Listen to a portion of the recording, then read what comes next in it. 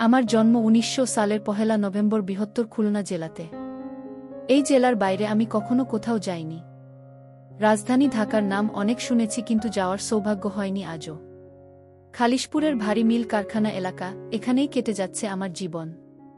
এখানে একের পর এক পাটের মিল কারখানা। এরই একটা হলো প্লাটিনাম জুট মিল, যার পাশেই আমাদের ছোট্ট ভাড়ার বাসা। আমার জন্ম খুলনাতে হলেও এখানে নয়, ভৈরব নদীর উপার আমার দাদাবাড়িতে। আর আমার নানা বাড়ি কয়রা উপজেলায়, যেখানে আমি কোনোদিন যাইনি। কেন যাইনি আজও জানি না। আমাদের বাসার অদূরেই ভৈরব নদী, যার ওপারে গ্রাম, আর নদীর এই পাশটা হলো শহর। তবে মূল শহর নয় মোটেই। মূল শহর হলো বয়রা, গল্লামারি, সোনাডাঙ্গা এলাকা। ওখানে থাকার মতো সামর্থ্য আমাদের নেই। আমার বাবা সামান্য চাকুরিজীবী। ঢাকাতে একটা ব্লেড কোম্পানিতে কষ্টের সাথে চাকরি করে। আমাদের গ্রাম থেকে এই শহর এলাকায় এনে রেখেছে শুধুমাত্র পড়ালেখা করানোর জন্য। এখানে ৩ রুমের একটা বাসায় আমি, আম্মু আর ছোট ভাই নীরব থাকি। বাবা ২ মাসে একবার ছুটিতে আসে। এভাবেই চলছে জীবন। বর্তমানে আমার পড়ার খুব চাপ যাচ্ছে, সামনে বার্ষিক পরীক্ষা। আম্মু পড়ার জন্য অনেক বকাঝকা করে, আমি ঠিকমতো পড়তে বসি না বলে। তবে আমি স্টুডেন্ট ভালো। বিগত সব ক্লাসেই আমার ফলাফল আশানুরূপ।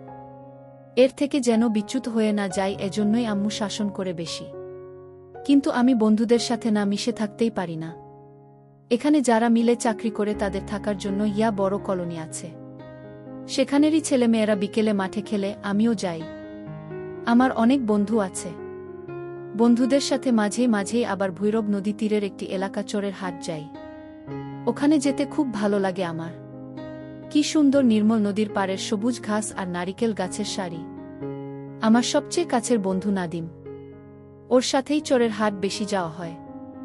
হঠাৎ করেই নদীতে দেখতে পাওয়া যায় বড় সাইজের লঞ্চ যাচ্ছে। অবাক হয়ে তাকিয়ে দেখি ২ বন্ধু। আর আমরা সব বন্ধুরা মিলে ট্রলারে করে নদীর ওপারেও গেছি কয়েকবার। শুনেছি ওপারে নাকি সেই পাড়া আছে। স্কুলের 10-এর বড় ভাইয়েরা বলাবলি করে।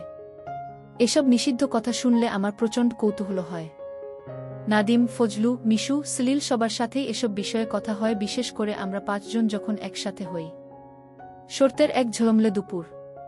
স্কুল শেষ করে বাসায় ফিরেছি মাত্র। গোসল করে খাবো, প্রচণ্ড ক্ষুধা লেগেছে। রান্নাঘরে গিয়ে দেখি আম্মু গরুর মাংস রান্না করছে। জিভে জল চলে এলো। আমাদের বাসায় গরুর মাংস রান্না হয় কালেভদ্রে। এজন্য এই দিনটা আমার জন্য আনন্দের, যা অনেক দিন পর পর আসে।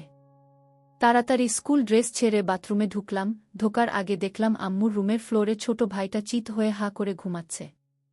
মগ থেকে গায়ে সামান্য পানি নিয়ে সাবান ডলতে ডলতে ট্যাপ ছাড়তে গিয়ে দেখি বালতিতে কিছু ভেজা কাপড়। আম্মু ভিজিয়ে রেখেছে, গোসলের সময় ধুবে হয়তো। ভাবলাম আমিই কেচে দেই, আম্মুর আর কষ্ট করতে হবে না। সব ফ্লোরে ঢেলে দিয়ে একটা একটা করে কাচতে লাগলাম। আরে এটা কি? একটা ছোট সেই কাপড়। আম্মু এটা পরে জানা ছিল না। আমি এতদিন ভাবতাম এগুলো শুধু এখনকার মডার্ন মেয়েরা পরে। খুব সুন্দর বেগুনি রঙের বিড়াল ছাপওয়ালা ছিল সেটি। হাতে নিয়ে কেমন যেন শরীরের মধ্যে একটা শিরশির অনুভূতি হলো। হাত দিয়ে নেড়েচেড়ে ঘুরিয়ে ফিরিয়ে সেটা দেখলাম। সামনের ভিতরের পাশটায় কেমন যেন ছাপ পড়ে আছে, ওখানে ডলা দিতেই আঠালো হয়ে গেল। আমি খুবই অবাক হলাম। সব ধোয়া শেষ করে গোসল করে এসে খেতে বসেছি। আম্মু তখন গোসলে ঢুকল। বালতিতে কেচে রাখা কাপড় দেখেই আমাকে রাগান্বিত স্বরে চিৎকার করে বলল, আমার কাপড় তোকে কে ধুতে বলছে? বুঝলাম আম্মু বেশ রেগে গেছে। আমি বললাম, বালতি আজর না হলে গোসল করব কিভাবে, তাই ধুয়েছি। এত রাগ করছো কেন? আম্মু আর একটা কথাও বলল না। আমি খাওয়া শেষ করে এতটুকু না জিরিয়ে ক্রিকেট ব্যাট নিয়ে প্লাটিনাম মাঠের দিকে গেলাম। 2:30 বাজে, মাঠে অনেক রোদ, এখনো কেউ আসেনি। ছায়ে বসে অপেক্ষা করতে লাগলাম। আধ ঘন্টার মধ্যেই নাদিম এসে হাজির। ও জানে আমি প্রায় আগে মাঠে আসি। দুজনে বসে নিষিদ্ধ আলাপে মজলাম। নাদিম বলল, কিরে, যাবি নাকি একদিন ওই পাড়াতে? আমি ফিক করে হেসে দিয়ে বললাম, তোর ইচ্ছা হয় যা। সাইজ দেখে লাথি মেরে খেদাবে তোকে। নাদিম আমাদের সব বন্ধুদের চেয়ে একটু ছোটখাটো বিধায় ওকে এসব বিদ্রূপ প্রায়শই সহ্য করতে হয়। তবে ও এতে রাগ করে না।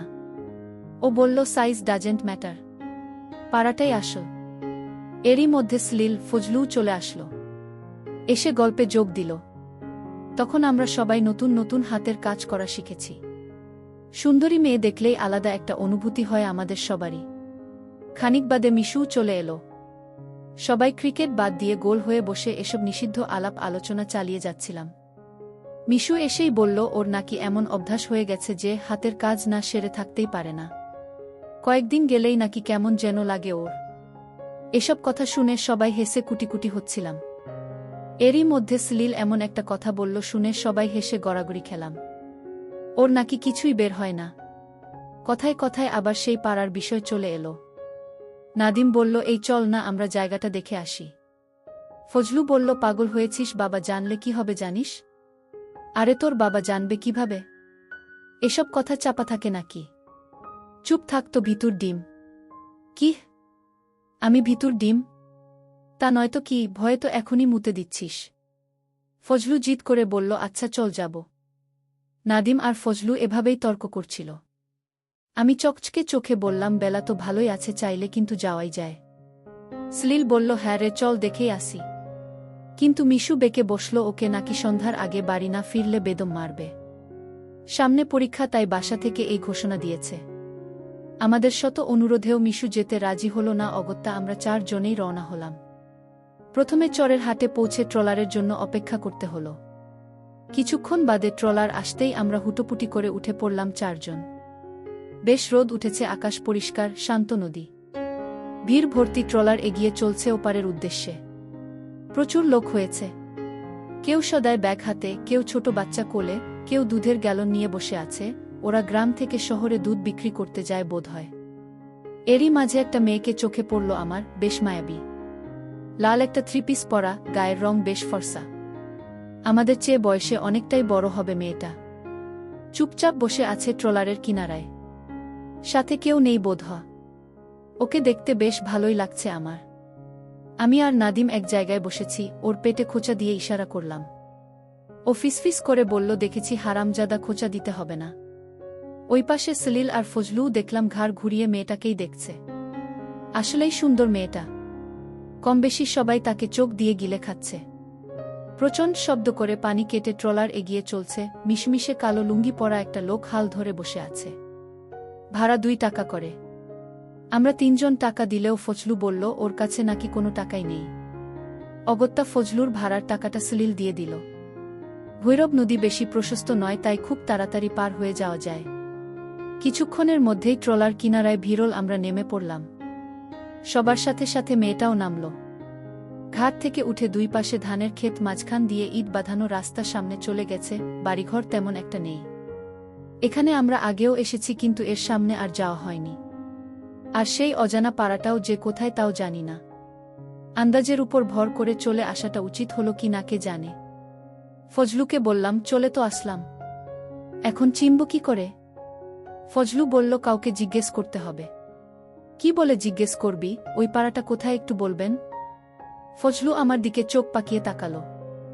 সলিল বলল চল চল, আমি চিনব, ট্রেনের রকি ভাইয়ের কাছে শুনেছি। এগুতে থাক, পেয়ে যাব। লোকারণ্য একদম কমে গেছে। রাস্তায় লোক বলতে আমরা এই 4 জনই। আমরা গুটি গুটি পায়ে এগিয়ে চলছি। মাঝে মাঝে 2-1টা ভ্যান যাচ্ছে। গ্রামের এদিকটায় ভ্যান চলে, আমাদের শহরে আবার রিকশার প্রচলন। নাদিম বলে উঠল যাই বলিস না কেন, নৌকার ওই মেয়েটা কিন্তু ঝাক্কাস ছিল। ফজলু আরও কিছু খারাপ কথা বলল। ওর কথা শুনে আমরা সবাই হেসে উঠলাম। এভাবে হাসতে হাসতে আমরা 4 বন্ধু এগোতে থাকলাম। এদিকটায় রাস্তার 2 ধারে চমৎকার কাশফুল, বাবলা গাছের সারি আর চারিদিকে সবুজ ধানে ভরা ক্ষেত। আর রাস্তাটা এখন ইট পার করে মাটির হয়ে গেছে। ধুলোয় ভরা রাস্তায় পা ডুবিয়ে হাঁটতে ভালোই লাগছিল আমাদের। এখন রোদ অনেক কমে এসেছে, সূর্যটা ধীরে ধীরে পশ্চিম আকাশে নুয়ে পড়ছে। পরিবেশটা খুব চমৎকার লাগছিল, মুগ্ধ হয়ে উপভোগ করছিলাম আমরা। নিঃসন্দেহে এখানের জনজীবন আমাদের শহরের থেকে অনেক ভালো এবং আরামের। এই গ্রাম শস্যশ্যামলা প্রকৃতি আমাদের দেশের আসল রূপ। শহরের ভদ্র লোকেরা আসলে খোলস পরিবর্তন করে ঘুরে বেড়ায়। আমাদের গ্রামও এই অঞ্চলেই, তবে এদিকটায় নয়, অন্য পাশে। সেখানে খুব কম যাওয়া হয়েছে আমার। জীবনটা কেটে গেল প্লাটিনাম মিলের পাশেই। গ্রাম জায়গাটা কেন জানি না খুব কাছে টানে আমাকে। এজন্যই বোধহয় এত ভালো লাগছিল। আনুমানিক প্রায় 5 কিলোমিটার হাঁটার পর সলিল বলল এবার বামে যেতে হবে। বামে কিছু দূর যাওয়ার পরেই মেহেগনি গাছে ঘেরা একটা লম্বা টিনের ঘর চোখে পড়ল। সলিল বলল, এটাই। শুনে আমাদের সবার বুক ধুকপুক করে উঠল। শরৎকাল, বেলা ভালোই বড়। পৌনে 7টায় সন্ধ্যা হয়।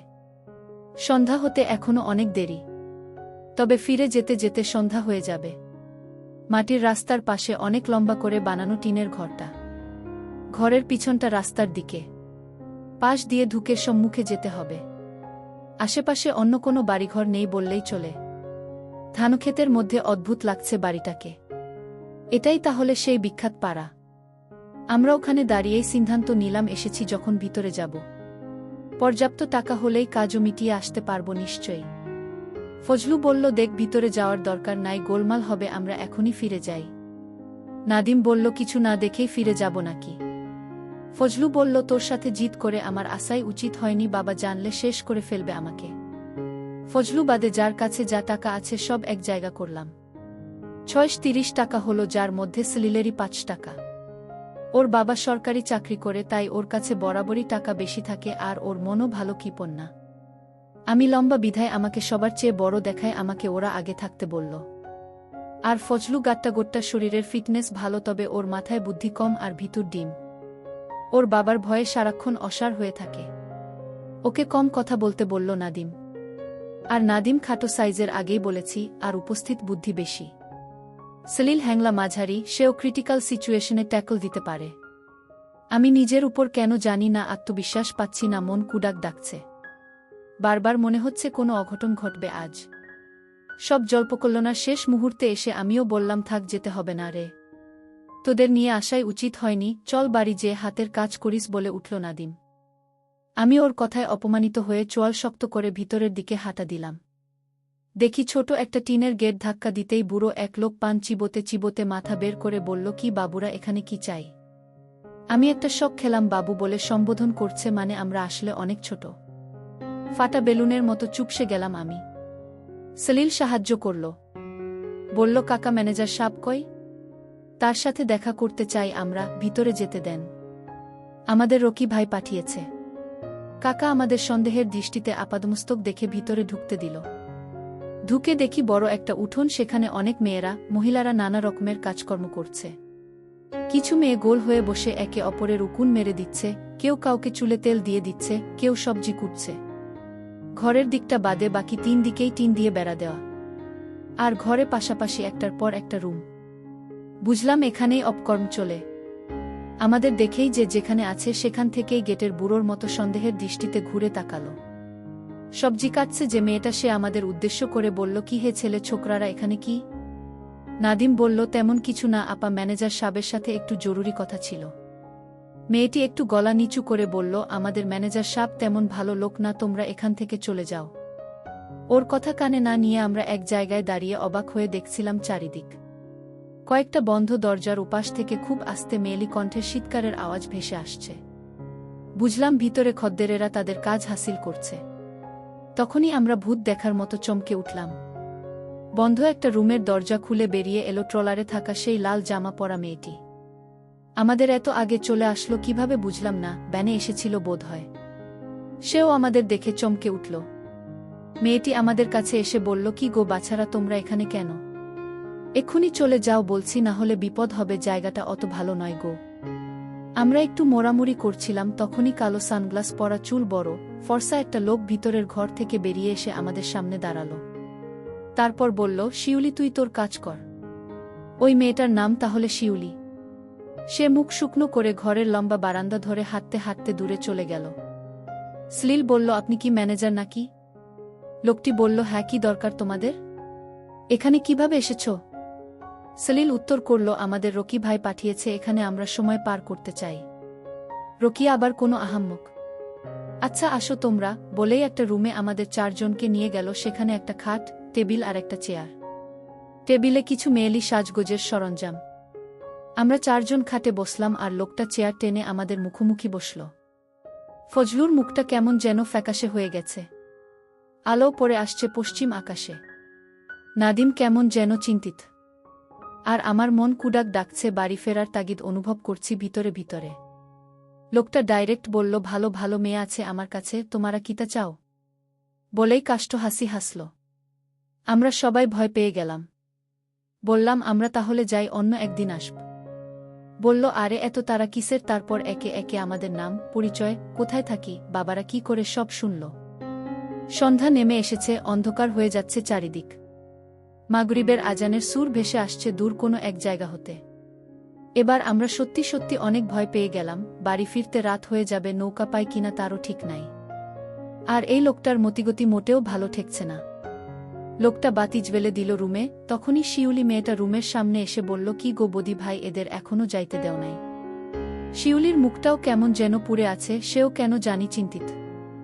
বদি চড়া সুরে বলল, এদের যেতে দেব না রে, আটকে রেখে বাড়ি ফোন করতে হবে, মোটা অঙ্কের টাকা পাওয়া যাবে। শুনে আমরা চমকে উঠলাম। সবাই একসাথে বলে উঠলাম, কি বলছেন এসব? আমরা কি করেছি? বদি বলল, কিছু করিস নাই, তবে বদির আস্তানায় যেহেতু ঢুকছিস সেহেতু মাসুল তো দিতেই হবে। তোদের মতো বাছুরদের এখানে কি, ওগুলো বেশি বড় হয়ে গেছে নাকি? নাদিম আমার দিকে তাকালো, ও দৌড়ে পালানোর ইঙ্গিত দিচ্ছে, চোখ দেখেই বুঝলাম আমি। ফজলু ভয়ে সাদা হয়ে গেছে, সলিল ভ্রু কুচকে তাকিয়ে আছে। আমি নাদিমকে বাদ সাধলাম। আসলে শুধু দৌড় দিলেই হবে না, সেই টিনের গেটটা কি আটকানো নাকি খোলা কে জানে, পরে হিতে বিপরীত হবে। বদি আমাদের চোখাচুকি দেখে মনে হয় কিছু বুঝতে পেরেছে। রুম থেকে বের হয়ে খটাং করে দরজা আটকে ছিটকিনি টেনে দিয়ে বলল, 7 নাম্বার রুম থেকে তালা নিয়ে আয় তো শিউলি। পোলাগে আগে আটকাই, পরে বাড়ি ফোন করলে ভালো টাকা পাওয়া যাবে। এই 4 জনের বাড়ি থেকে অন্তত 4 লাখ নিব বলে হে হে করে হেসে উঠল বদি। তারপর তালা আটকে দিয়ে চাবি শিউলিকে দিয়ে বলল, চাবিটা রাখ, আর এই দরজা খোলার চেষ্টা করিস না যেন। আমরা বুঝলাম বদি শিউলিকে এভাবে বললেও সে তাকে বিশ্বাস করে, না হলে চাবি দিত না। বদি বলল, আর শোন, সব মেয়েগুলারে পরিষ্কার হয়ে রুমে থাকতে বল, বড় কাস্টমাররা আসতে শুরু করবে এখনই। আমি ফোনে টাকা ভরতে গেলাম, আসতে ঘণ্টাখানেক লাগবে। আমরা রুমের মধ্যে একে অপরের মুখ চাওয়াচাওয়ি করতে লাগলাম। হলুদ একটা টিমটিমে বাতি জ্বলছে, আর মাথার উপর বহু পুরনো একটা ফ্যান খটখট খটাং করে ঘুরে চলছে। আর বাইরের সব আলো ইতোমধ্যেই নিভিয়ে দিয়েছে, কোনো সারা শব্দ পাওয়া যাচ্ছে না। ফজলু প্রথম মুখ খুলল, হারামজাদারা, আমার কথা তো শুনলি না, এখন কি বিপদে ফেললি? বাবা আমাকে মেরেই ফেলবে। নাদিম বলল, এখান থেকে আগে বেঁচে তো ফের, তারপর না তোর বাবা তোকে মারবে। এত বিপদের মধ্যেও আমার কেমন যেন হাসি পেল। সলিল 2 হাত পিছনে দিয়ে ছোট ঘরের মধ্যেও পায়চারি শুরু করল। বলল, ঝগড়া করে কোনো লাভ নেই রে, এখান থেকে কিভাবে বের হওয়া যায় তাই চিন্তা কর। আমি বললাম, আচ্ছা, এই টিনের এই বেড়ার ওপাশেই তো রাস্তা। দমাদম কয়েকটা লাথি মেরে বেড়া খুলে ফেললে কেমন হয়? নাদিম বলল, কথা খারাপ বলিসনি, কিন্তু কাজটা অত সহজ না, করতে গেলে শব্দ হবে অনেক। সলিল বলল, আমরা 4টা ছেলে এই টিনের ঘর থেকেই যদি বেরোতে না পারি। ফজলু বলল, বদি আসার আগেই যা করার করতে হবে, না হলে মহাবিপদ। এসে বাড়ি ফোন করলে সব শেষ। শুনলি না, ও বলল ফোনে টাকা ভরতে গেছে। ফজলুর কথা শুনে অবাক হলাম, ও ঠিকই বলেছে। আরেকটা ব্যাপার হলো, শিউলি মেয়েটা কোনোভাবেই চায়নি আমরা এখানে আটকা পড়ি। ও বদি সম্পর্কে জানে, তাই আগেই বুঝতে পেরেছিল বদি আমাদের নিয়ে কোনো অঘটন ঘটাবে। আমরা অনেক জল্পনা কল্পনা প্ল্যান করছিলাম, তখনই দরজার কাছ থেকে ফিসফিস করে কেউ বলে উঠে বলল, এই ছেলেরা বলেছিলাম না চলে যাও, এখন কি বিপদ ডেকে আনলে? তোমাদের বাসা থেকে তো এতক্ষণে খুঁজতে শুরু করেছে। আর তোমাদের বাসা থেকে যদি টাকার ব্যবস্থা না করে বদি তোমাদের আস্ত রাখবে না। আমি বললাম, আপা, আপনার কাছে তো চাবি আছে, আপনি আমাদের ছেড়ে দিলে সারা জীবন কৃতজ্ঞ থাকতাম। শুধু খুলে দিন, আমরা পালিয়ে যাই। দরজার ওপাশ থেকে শিউলি বলল, উপায় নাই গো ভাই, আমারে মাইরা ফেলাবে তাইলে। সলিল বলল, আমাদের ছাড়তে হবে না, শুধু দরজা খুলে আমাদের শক্ত লাঠি জাতীয় কিছু দিন। শিউলি বলল, দরজা খোলা যাবে না, গেলাম আমি। এবার নাদিম অনেক অনুনয় বিনয় করে বুঝাতে চেষ্টা করল যে আমরা লাঠি জাতীয় শক্ত কিছু পেলে এখান থেকে বেড়া ভেঙে বেরোতে পারব, তাহলে আপনার আর দোষ হবে না। এবার শিউলে থমকে গিয়ে কিছুক্ষণ চুপ থেকে বলল, আসছি, দাঁড়াও। এভাবে মিনিট 10 পর হঠাৎ তালা খোলার শব্দ পেলাম, কিন্তু খুব আস্তে সাবধানে খুলছে শিউলি। তারপর উকি মেরে 2টো চেলা কাঠ ধরিয়ে দিল, বুঝলাম এগুলো রান্না করার লাকড়ি। আমার তখন মন চাইল সজোরে দরজা ধাক্কা মেরে শিউলে ঠেলে ফেলে পালিয়ে যায়। ভাবতে যে দেরি, শিউলি আর সে সুযোগ দিল না, মুহূর্তেই দরজা আটকে দিয়ে বলল, রাতে এখানে চারিদিকে বদির পাহারাদাররা থাকে, এই এলাকাটাই ওর দখলে। বিকাল টাইমে তেমন কেউ এখানে থাকে না, সেই সময়ে তোমরা এসে জুটলে আর ডাইরেক্ট বদির হাতে এসে পড়লে। দারোয়ানের আগে অন্য কারো হাতে পড়লে তারা হয়তো এখানে ঢুকতেই দিত না, বিপদেও পড়তে না। যাই হোক, তোমরা এখান থেকে পালাতে পারবে না, বরং বিপদ বাড়বে। তবে মনে রেখো, তোমরা মানুষ 4 জন, একেবারেও কম শক্তি না তোমাদের। বদিকে যদি কোনোভাবে ঘায়েল করতে পারো তাহলে এখান থেকে বের হওয়ার চেষ্টা না করে 13 নাম্বার রুমে চলে এসো, ওখানে আমি থাকি। লোকজনের আগাগোনা টের পেয়ে শিউলি সটকে পড়ল, আমরা আবার একা হয়ে গেলাম। আমি বললাম, শোন, এই ঘরের পিছন পাশটা ভাঙলেই রাস্তা, কিন্তু ভাঙতে গেলে প্রচণ্ড শব্দ হবে, সবাই টের পেয়ে আমাদের ধরে ফেলবে। আর যদি ডান বামের বেড়া দুটো ভাঙি তাহলে এই ঘরেরই অন্য রুমে যাব। সেখানে যেয়ে খুব একটা লাভ হবে না, ওই রুমগুলো বাইরে থেকে ছিটকিনি আটকানো, তখন দেখলি না। আর যদি দরজার ছিটকিনি 4 মেরে ভাঙি বা বল প্রয়োগ করে খুলি তাহলে বের হতে পারবো ঠিকই, কিন্তু এরপরে টিনের সেই গেটে তালা দেওয়া এবং সার্বক্ষণিক লোক আছে। আর বদি সবাইকে নিশ্চয়ই সতর্ক করেই গেছে বাইরে। একদমে সব বলে সবার দিকে তাকালাম। নাদিম বলল, কি করব ভেবে পাচ্ছি না রে, বদির বাচ্চা এসে বাসায় ফোন করলে ভারী বিপদ হয়ে যাবে। সবাই আবার মুখ চাওয়াচাওয়ি করলাম। তারপর সলিল মুখ খুলল এবং একটা সত্যিকারের পরিকল্পনা সেট করল। একটা 1 টাকার কয়েন দরকার বলল সলিল। আমরা কেউই বুঝলাম না এই ঘোর বিপদের মুহূর্তে 1 টাকার কয়েন দিয়ে কি হবে। তারপর সবার কাছ থেকে নেয়া সেই টাকার মধ্যে থেকে 1 টাকার কয়েন বের করে সলিলের হাতে দিলাম আর বললাম, যা করার তাড়াতাড়ি করতে হবে, যে কোনো সময় বদি চলে আসবে। সলিল বলল, বাল্বটা খুলে ঠিক হোল্ডারের ভিতরে এই 1 টাকার কয়েনটা রেখে বাল্বটা লাগাতে হবে, পরে আর সুইচ অন করা যাবে না। বদি এসে তালা খুলে যখনই সুইচ অন করবে তখনই শর্ট সার্কিট হয়ে এই বাড়িটার সম্পূর্ণ কারেন্ট চলে যাবে। তখন অন্ধকারে আমাদের প্ল্যান অনুযায়ী যা করার করব। আমি লাইট বন্ধ করে চেয়ারের উপর দাঁড়িয়ে অন্ধকারে হাতুড়ে কয়েন সেট করে ঠিক সলিলের কথা মতো বাল্বটি লাগিয়ে দিলাম। লাইটটি আর জ্বালালাম না, ঘর পুরো অন্ধকার রইল। তারপর ও বলল, দরজার 2 পাল্লার পাশে 2 জনকে ঘাপটি মেরে থাকতে, বদি যখনই ঢুকবে তার উপর হামলা চালাতে হবে। তবে ও ঘর অন্ধকার দেখে সাবধানে ঘরে ঢুকতে পারে, তবে যত যাই হোক দমা যাবে না, ওর উপর চড়াও হয়ে মুখ চেপে ধরতে হবে, ও চিৎকার করলেই আমরা ধরা পড়ে যাব। ফজলু ভীত চোখে সব শুনছিল, এরই মধ্যে ও বলে উঠল, এবারও বদি একা আসবে, তোরা বুঝলি কিভাবে? সাথে যদি অন্য লোক থাকে? আরে তাই তো, ফজলু তো ঠিকই বলেছে, আমরা তো এভাবে ভেবে দেখিনি। নাদিম বলল, থাকুক সাথে, আমাদের দমে গেলে চলবে না, ওদের খালি একবার রুমের ভিতর ঢুকাতে পারলে হয়, তারপর দরজার পাশে দাঁড়ানো 2 জন চলা দুটো দিয়ে ওদের মাথায় আঘাত করতে হবে, অথবা অন্ধকারে চুপিসারে রুম থেকে বেরোতে পারলে সবচেয়ে ভালো হয়। এই ঘর থেকে বেরোলে আমরা আর এই বাড়ি থেকে বের হওয়ার কোনো চেষ্টাই করব না। সোজা ঘর গুনে গুনে শিউলি আপার 13 নাম্বার রুমে চলে যাব, আমাদের আর খুঁজে পাবে না, আর ঘূর্ণাক্ষরেও টের পাবে না আমরা এখানেই একটা ঘরে লুকিয়ে আছি। 4 জনই দরজার পাশে থাকব বলে ঠিক করলাম, তাহলে পালিয়ে যেতে সুবিধা হবে। আমি আর ফজলু দরজার একপাশে, আর অন্য পাশে নাদিম আর সলিল। আর সবাই জামা খুলে ফেললাম, অন্ধকারেও উজ্জ্বল রং দেখা যায়, তাই যদি এখান থেকে বেরিয়ে যেতে হয় তাহলে দূর থেকে দেখে ফেলবে, এজন্য বাড়তি সতর্কতা। আমরা চাইলে এখনই বৈদ্যুতিক শর্ট সার্কিট করে ফেলতে পারি, কিন্তু এখন করা যাবে না।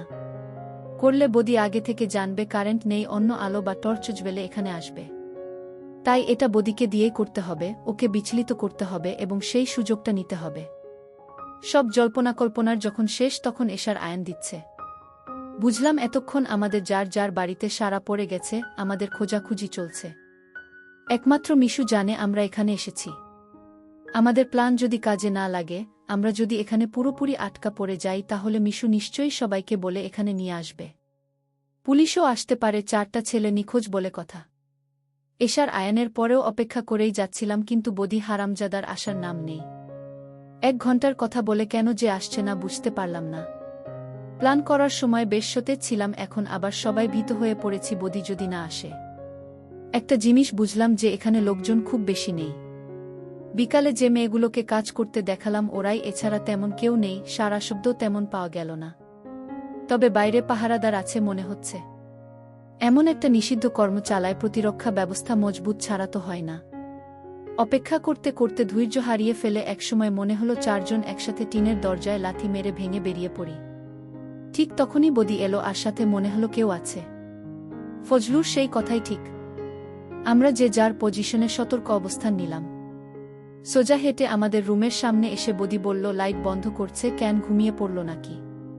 শিউলির কাছ থেকে চাবি নিয়ে আয় তো নোশের। বুঝলাম সাথে লোকটার নাম নোশের। একটু বাদেই নোশের এলো খড়মড় শব্দ। খুলে গেল দরজা। আমাদের বুকের ভিতরটা ধিপুধিপ করছে। আর কেউ ঢুকছে না কেন একটু অবাক হলাম। বাইরের লাইট বেশ দূরে জ্বলছে, ঘরের ভেতর পরিষ্কার দেখা যাওয়ার কথা না, কিন্তু যদি দেখা যায় তাহলে কি বদি আমাদের প্ল্যান বুঝতে পেরে গেছে? তখনই বদি বলল, নৌশের যা রুমে ঢোক, লাইট জ্বালা, ডান পাশে দেখ সুইচ। নৌশের বলল, জি ওস্তাদ। আমরা ঘাপটি মেরে দুই পাশে দুইজন করে বসে আছি। কোনোভাবেই এই অন্ধকারে নৌশেরের দেখার কথা না, আর ও হয়তো জানেও না রুমে কে আছে, কয়জন আছে। নৌশের সুইচ চাপ দেওয়ার সাথে ভট করে একটা আওয়াজ হলো, আর সুইচবোর্ড থেকে আগুনের ফুলকি বেরোলো। সাথে সাথে দূর থেকে আসা একটু আধটু আলো কেটে গিয়ে ঘুটঘুটে অন্ধকার হয়ে গেল। সফল শর্ট সার্কিট। বুঝলাম সলিলের বুদ্ধি কাজে দিয়েছে। বদি বলল, কি করলি হারামজাদা? দেখেন তো ওস্তাদ। বদি ঘরে ঢুকলো না, বলল, ওরা কই? তোরা একটাও কথা বলিস না কেন? আমরা কোনো প্রকার শব্দ করলাম না। একটু পর অন্ধকার চোখে সয়ে গেল। বদি মিনিট দুয়েক অপেক্ষা করে ঘরে ঢুকে যেই সুইচে হাত দিয়ে দেখতে গেল, অমনি নাদিম ঝাঁপিয়ে পড়ল বদির উপর। বদি অন্ধকারে টাল সামলাতে না পেরে পড়ে গেল মাটিতে, মুখ চেপে ধরল নাদিম। তখনই সলিল চালা কাঠ দিয়ে বদির মাথা বরাবর দিল বাড়ি। আমিও আর দেরি করলাম না, নৌশেরের মাজা বরাবর লাথি দিলাম। মাগো বলে চেঁচিয়ে উঠে মাটিতে লুটিয়ে পড়ল নৌশের। ভুল করলাম, মনে হয় এখনই লোকজন চলে আসতে পারে। ফজলু নৌশেরের মুখের মধ্যে ওর খুলে রাখা স্যান্ডো গেঞ্জি ঢুকিয়ে দিল। আর বদি নাড়াচাড়া করছে না, মনে হয় জ্ঞান হারিয়েছে। এত সহজে এদের কুপকাত করতে পারবো ভাবিনি। পায়ের আওয়াজ শুনতে পাচ্ছি। বোধহয় কেউ বা কারা নৌশেরের আওয়াজ পেয়ে এগিয়ে আসছে এদিকে।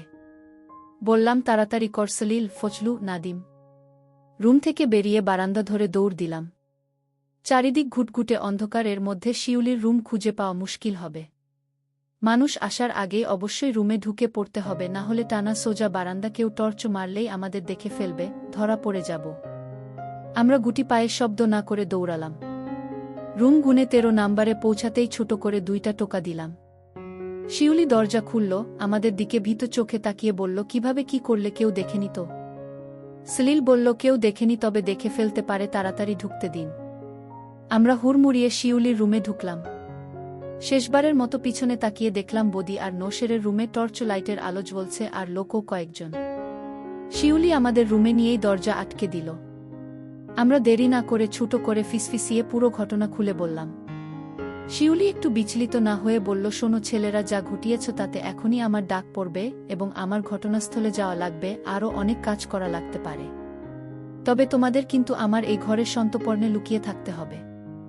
এতক্ষণে বদির সাগরেদরা তোমাদের খোঁজাখুঁজি শুরু করে দিয়েছে নিশ্চয়ই। সব রুমেও আসবে হয়তো।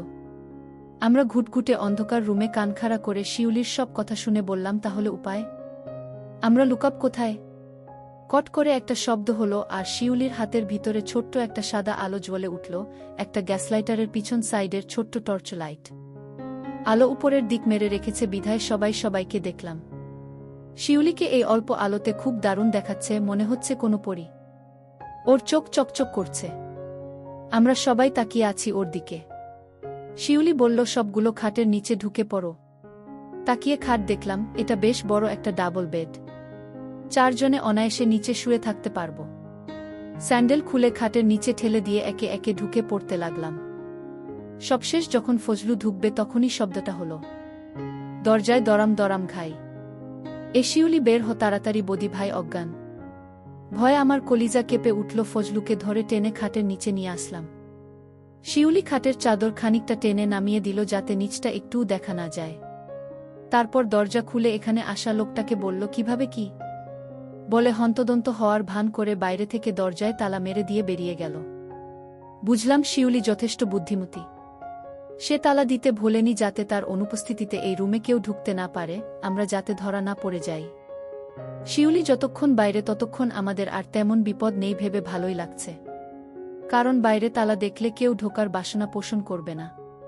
আর এখানের সবাই নিশ্চয়ই জানে যে এটা শিউলির রুম। আমরা খাটের তলায় চিত হয়ে শুয়ে পুরো দিনের ঘটনাটা ফিসফিস করে আলোচনা শুরু করলাম।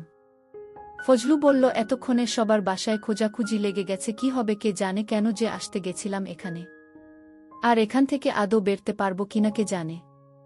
নাদিম ফজলুকে অভয় দিয়ে বলল, অত চিন্তা করিস না, এতখানি পেরেছি, বাকিটুকুও পারব। আর বাড়ির ব্যাপারটা মিশু তো সব জানে, ও তো রয়েছেই সবার গার্ডিয়ান, আগে ওর কাছেই যাবে আমাদের খোঁজে। ও নিশ্চয়ই বলবে আমরা এইদিকে এসেছিলাম। এই পাড়ার কথা মিশু বলবে না, শিওর থাক। আর পুলিশের সাহায্য নিয়ে আমাদের উদ্ধার করলে বলবো আমরা এদিকে ঘুরতে এসেছিলাম, বদি আমাদের তুলে নিয়ে এসেছে। সলিল বলল, বাড়ির কথা না হয় বুঝলাম, কিন্তু এখন এরা কি করে বলা যায় না যদি আমাদের খাটের তলা চেক করতে আসে। আমি বললাম, চাপ নিস না, শিউলি আছে আমাদের পক্ষে, ও ঠিক সামলে নেবে। আচ্ছা, আর একটা কথা বলতো, তুই যে বদি ভাইকে টেনের রকি ভাইয়ের পরিচয় দিলি, সে তো চিনল না। রকি ভাই বোধহয় তোর কাছে চাপা মেরেছে, না হলে বদি ভাই তো তাকে চিনত। সলিল বলল, হতে পারে, তবে গেটের বুড়ো শালা কিন্তু রকি ভাইয়ের পরিচয় দেওয়ার পর ঢুকতে দিয়েছে। আমি বললাম, বুড়ো কি ভাবতে, কি ভেবে ঢুকতে দিয়েছে তা কেবল ওই জানে। ওই শালা যদি ঢুকতে না দিত তবে এত বড় বিপদ হতো না। নানাবিধ গল্প করতে লাগলাম আমরা। দেখতে এসে কাজ করার পরিকল্পনা করে কি থেকে কি হয়ে গেল এসব কথার চর্চা করে যাচ্ছিলাম। এভাবে অনেক সময় পেরিয়ে গেছে, কয়টা বাজে জানি না। অন্ধকারে ঘড়ি দেখার উপায় নাই। খাটের তলায় গরম লাগছিল অনেক। শিউলির অপেক্ষা করতে করতে যখন অধৈর্য হয়ে গেলাম, তখনই রুমের তালা খোলার শব্দ হলো। আমরা ভীত হয়ে চুপ মেরে গেলাম। আর প্রচণ্ড বুক ধিপুনিপ করছিল। কেউ একজন রুমে ঢুকে আবার দরজা আটকে দিল। আমরা কথা বললাম না, শিউলি বাদে যদি অন্য কেউ হয়। গলা শুকিয়ে এসেছে কি কপালে আছে কে জানে। তারপর হঠাৎই বলে উঠল, ভয় নেই ছেলেরা, আমি শিউলি, আরেকটুখানি শুয়ে থাকো। আমাদের জানে পানি ফিরে এলো। বললাম, কেন, আরেকটু রেখে কি করবেন শুনি? জামা পাল্টাব, বলল শিউলি। শিউলি জামা পাল্টাবে শুনেই আমার সেই ট্রলারে বসে থাকা সময়টার কথা মনে পড়ল। কি সুন্দরী লাগছিল ওকে তখন। আমরা তারই রুমে ভেবেই শরীরে শিহরণ বয়ে গেল। বললাম, ওদিকটা কিভাবে সামলালেন? শিউলি বলল, বদিকে তো ভালোই জখম করেছ, আর ওর সাগরেরটা মাজার ব্যথায় চিৎকার করেই যাচ্ছে বলে হাসল শিউলি। আরও বলল, বদির এমন আঘাতে সবাই ভয় পেয়ে গেছে, তোমাদের খোঁজা অতটা জোর দিয়ে হচ্ছে না। বদিকে আর নৌশেরকে খুলনা মেডিকেল কলেজ হাসপাতাল গেছে ওরা কয়জন। আর আমি বলে এসেছি তোমরা পালিয়ে গেছ বলে আমার ধারণা। এখানে যারা দায়িত্বে আছে তাদের সবাইকে শান্ত করে এসেছি। ওরা এখন মই দিয়ে খাম্বায় উঠে কারেন্টের লাইন ঠিক করার চেষ্টা করছে। আর আমরা মেয়েরা যারা কাজ করি বদির এমন অবস্থায় সবাই খুশি, ও আমাদের অনেক যন্ত্রণা দেয়। যাই হোক শোনো, খুব ভোরে তোমাদের আমি এখান থেকে বের হওয়ার ব্যবস্থা করে দেব। ভুলেও এই খেয়া পারাপার দিয়ে পার হবে না, যেখান দিয়ে বলে দেব সেখান দিয়ে যাবে। এখন খাটের তলা থেকে সবগুলা শব্দ না করে বের হয়ে এসো। বের হওয়া মাত্রই শিউলি তার ছোট্ট টর্চ জ্বালল। চারজনে একসাথে অবাক হয়ে গেলাম। শিউলি একটা গোলাপি শাড়ি পরেছে দেখে বোঝা যাচ্ছে মাত্র গোসল করে এসেছে। এত সুন্দর মেয়েলি একটা ঘ্রাণ বেরোচ্ছে ওর গা থেকে, সবাই ওর রূপে বিমোহিত হয়ে গেলাম। শিউলি বলল, নিশ্চয়ই খিদে পেয়েছে তোমাদের, বসো সবাই। আমরা ফ্লোরে বসে পড়লাম আর টের পেলাম আসলেই খিদেতে সবার পেট চো চো করছে। শিউলি 4টা স্টিলের থালা দিল আমাদের সামনে। তারপর একটা বড় গামলা থেকে গরম খিচুড়ি বেড়ে দিল। আর বলল, কারেন্ট লাইনটা ঠিক করে ফেললে ভালো হতো, যা গরম লাগছে, আলো নেই। আমরা অবাক হয়ে গপাক খিচুড়ি খেতে থাকলাম। গরম গরম সবজি খিচুড়ি কি যে ভালো লাগলো। সবার জন্য রান্না খাবার থেকে শিউলি আমাদের জন্য তুলে এনেছে। এরই মধ্যে শিউলি ছোট করে তার জীবনের গল্পটা শুনিয়ে দিল। ও নাকি শহরেই থাকে, বিলেল কলেজে অনার্স 3rd ইয়ারে পড়ে। বাসা দৌলতপুরে, বাবা মারা যাওয়ার পর ওর ছোট ভাই আর মাকে নিয়ে অকুল পাথারে পড়েছে। তারপর শেষ অবধি জীবন বাঁচাতে এই মধুচক্রে পা বাড়াতে হয়েছে। সপ্তাহে 3 দিন এখানে কাজ করে টাকা নিয়ে চলে যায়, তাও বদি উপযুক্ত পারিশ্রমিক দেয় না। শিউলির গাল বেয়ে 2 ফোঁটা অশ্রু গড়িয়ে পড়ল। তখনই কারেন্ট আসলো, বাতি ফ্যান একসাথে চলে উঠল। অনেকক্ষণ পর সবাই সবার মুখ দেখলাম। শিউলিকে আসলেই স্বর্গের অপ্সরীর মতো লাগছে। তার আতিথেয়তা আমাদের মুগ্ধ করেছে। আমাদের এভাবে রক্ষা করল, আবার আমাদের খিদের কথা মনে রেখে খাবার খাওয়ালো, এসব ভুলার নয়। খাবার সরঞ্জাম শিউলি রুমের এক কোনায় গুছিয়ে রেখে বড় বাতি বন্ধ করে দিয়ে ড্রিম লাইট জ্বেলে দিল। তারপর সবাই খাটের উপর উঠে বসলাম। আমাদের সবার নাম শুনে পরিচিত হলো শিউলি। শা শা করে মাথার উপর ফ্যান চলছে। পেট পুরে খেয়ে দিয়ে বিছানায় হেলান দিয়ে শিউলির সাথে গল্প করতে ভালোই লাগছে। এখন গভীর রাত বাইরে, আর কারো কোনো আগাগোনার লেশমাত্র নেই। অন্যদিন হলে নিশ্চয়ই রাতেই বেশি সরগরম থাকত।